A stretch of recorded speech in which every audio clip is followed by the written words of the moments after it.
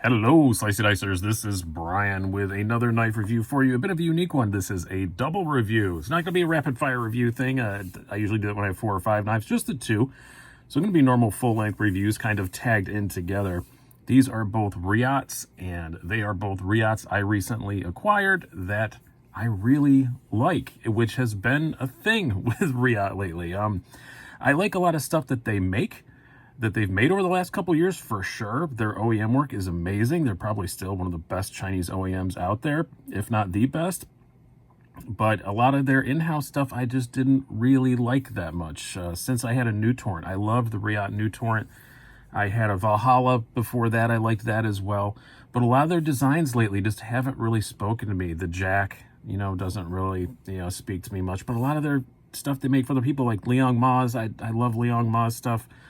Brian Nadeau, Sharp by Design stuff, it's all great. Aloni, I'm going to show one of those here in a minute. I got one of those. I love the way they make knives, but just a lot of their in-house designs didn't speak to me. The first one, they want to hear on the bottom, the Bushido, not the Shibuti, as I accidentally called it in another video, and that I'm sure you guys will continue to call it till the end of time. It was a funny blooper, so I left it in. Probably a mistake on my part. This one I just like the look of. I like these Bushido style blades. I was into it. I was excited about it. I will say there was a bit of a controversy around it. There was a designer who said he submitted a design to Reate that they rejected, and it looked like this. This is a pretty basic Quaken sort of design. They happen. They look like this. Reate and him, they came to an amicable thing. I'm not even going to say the guy's name because they both came to an amicable thing. It mostly happened on Instagram, and everybody apologized and everything was cool. But I have to mention that because someone's getting in the comments. But everybody's cool, so don't worry about that. But I just like the look of it.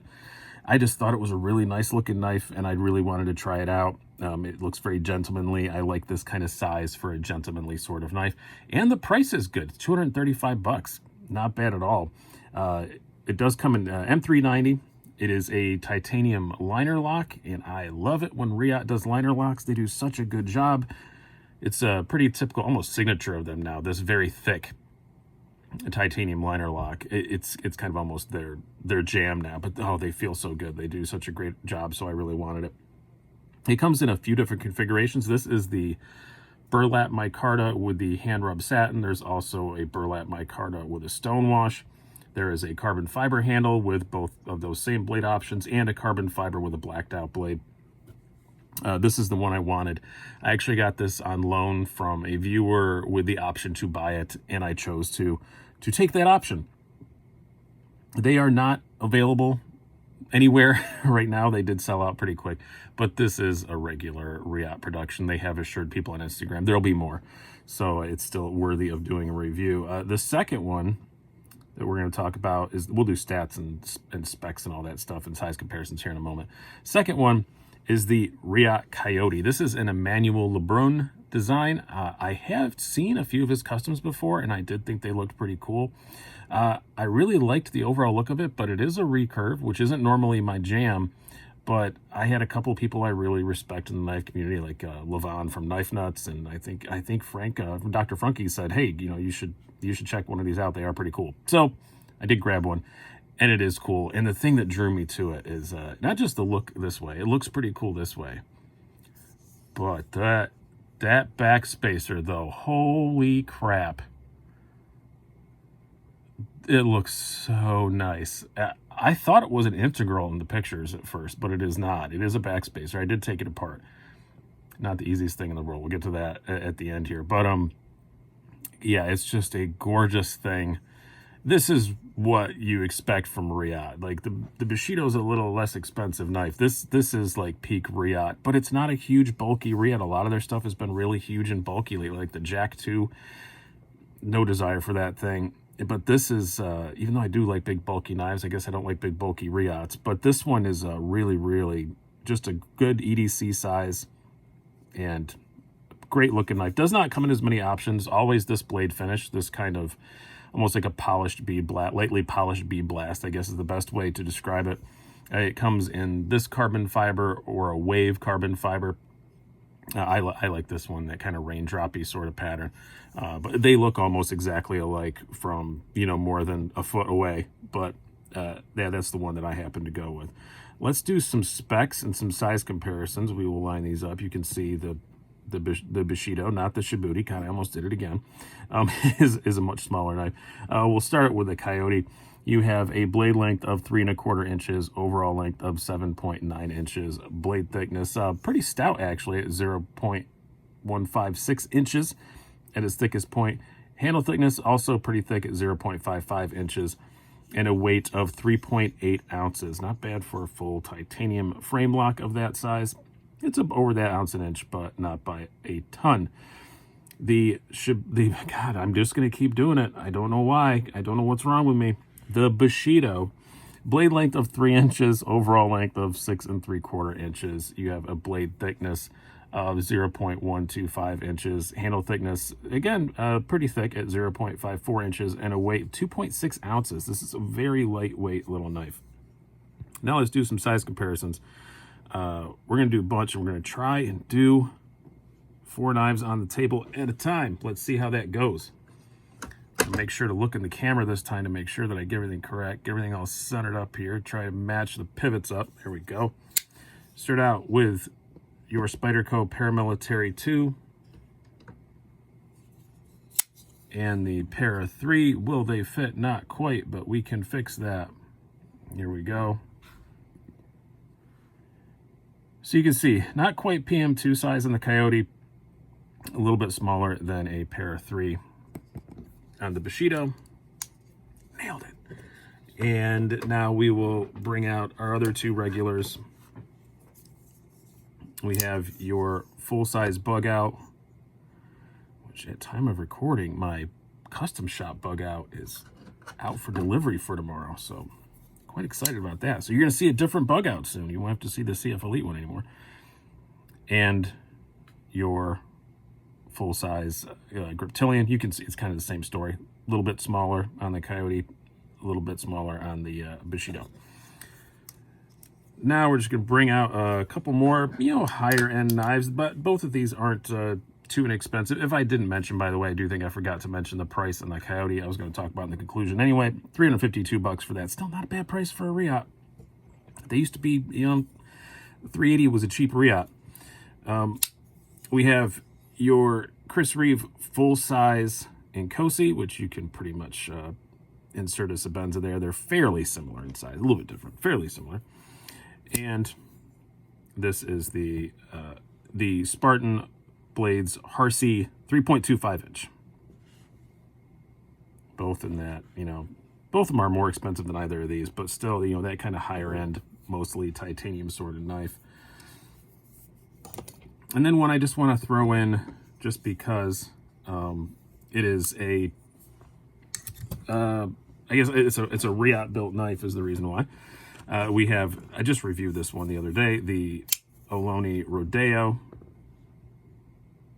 And I didn't want to just do a size comparisons one. I also just wanted to show that, yeah, you can see pretty similar construction, that almost signature Reate liner lock. They don't look like your average liner lock. You can kind of just take one look and know, like, oh, that's a Reate.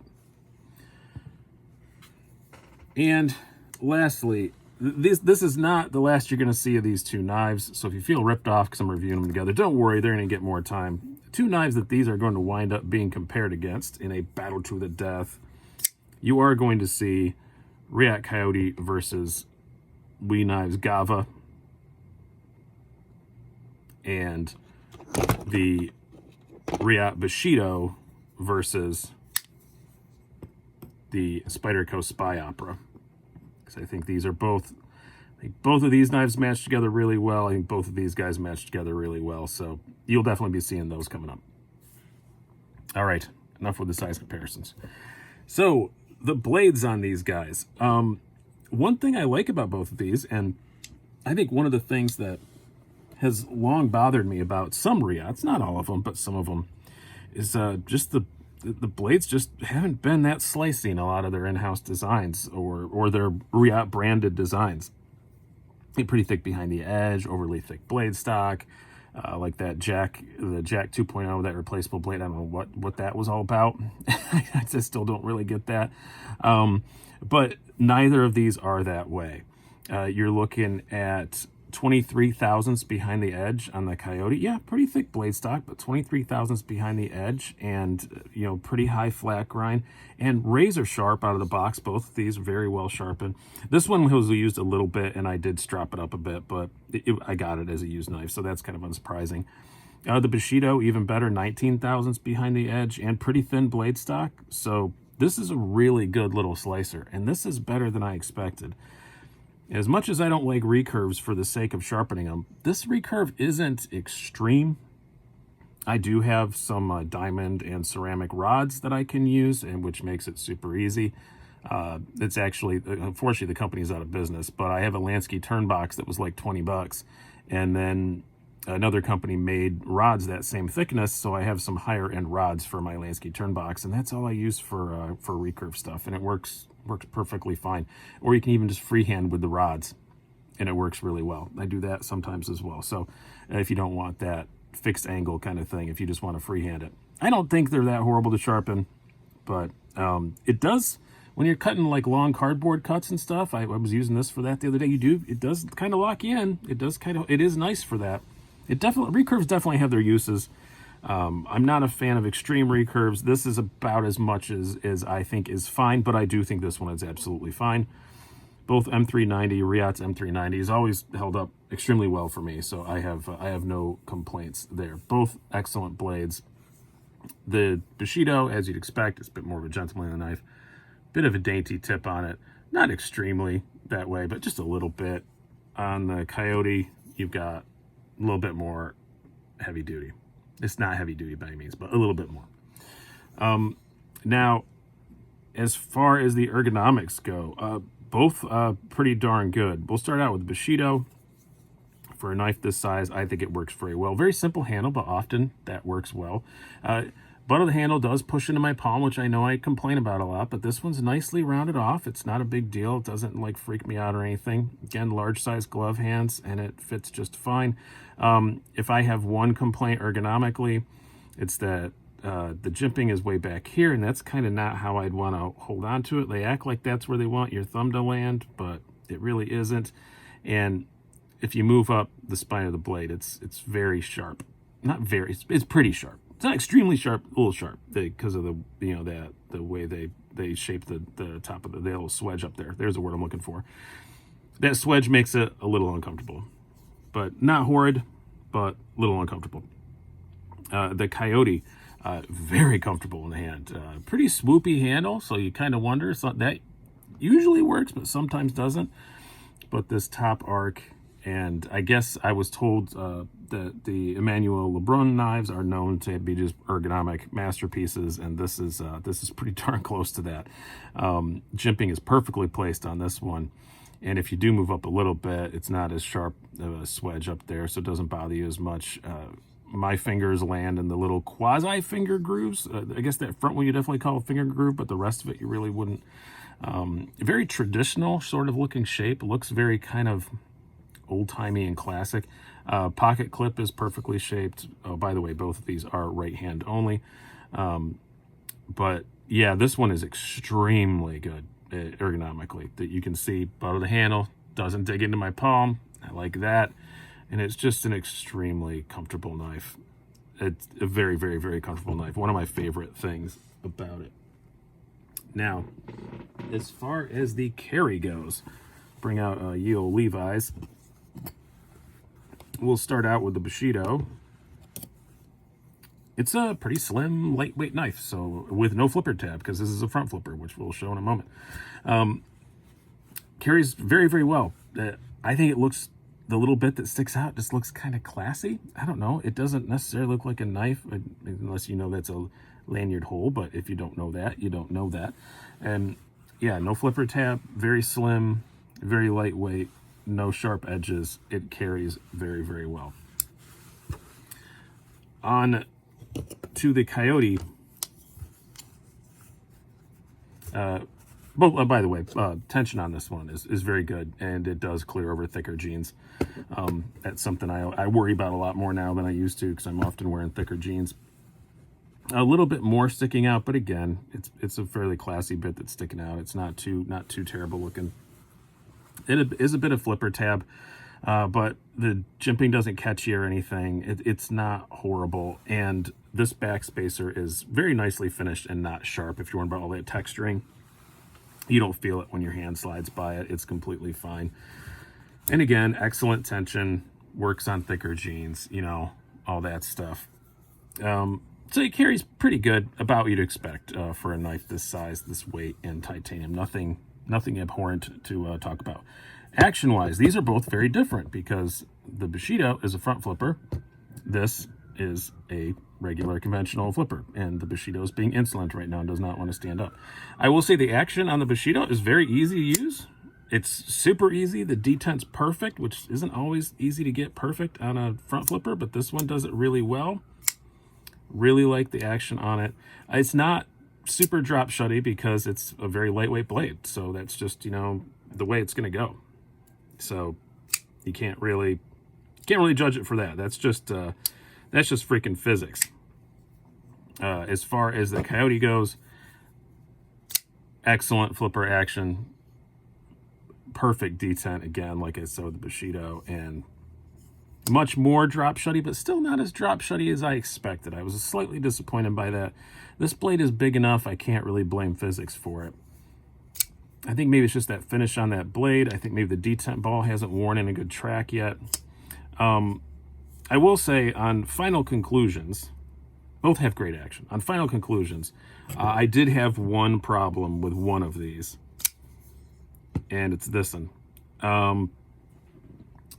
I got it, and the action was really gritty. Never had that happen with a Reate before. I took it apart, and it was absolutely filthy inside. I don't know what that was all about. I meant to keep the rag that I actually used to clean it to show you guys. I'm not, oh, here it is, I think. Yeah, I mean, it's a $352 knife, and that is what was inside of it. It was pretty gross inside. And it's also kind of a difficult knife to take apart. These beautifully milled and matching carbon inlays are so beautifully matched, they don't just pull off. You got to take these two screws off, take the pivot out, pull an inlay off, and then you get to the other screws to take it the rest of the way apart. They're kind of a pain in the butt to take apart. You kind of got to almost pry them out of there. And then I finally got it apart, and it was just filthy inside, and the detent ball track was rough, probably from it being filthy inside. And that took some work to smooth that out. A lot of, you know, putting, it's a ceramic detent ball, so I knew I wasn't going to damage that. So it was a lot of, you know, just pushing really hard on the lock bar and going back and forth 100 times or whatever before it finally wore the detent ball in, as good as it is. But again, I said I think it's got to break in. I never usually say that about Reates. Normally you just take them apart, oil them up, and they work fantastically well. You don't have to worry about any stupid break-in. This one, I feel like I kind of do. So I did have a little bit of problems with the Coyote. The Bushido has been fine. Absolutely no problems there. That came apart and went back together pretty simply. Again, it's kind of the same thing. You got to take the overlays off. Yeah, because their version of a liner lock is really more of a very skinny frame lock. So yeah, just you got to take those off and do that. But that wasn't that big of a pain in the butt. And once I got it apart, it was perfectly fine. Again, pre-owned. Maybe it was dirty when he got it, but I don't know. I don't think that's a new thing. I've had brand new Reates before. I've never had one be dirty inside before, but this one was just filthy.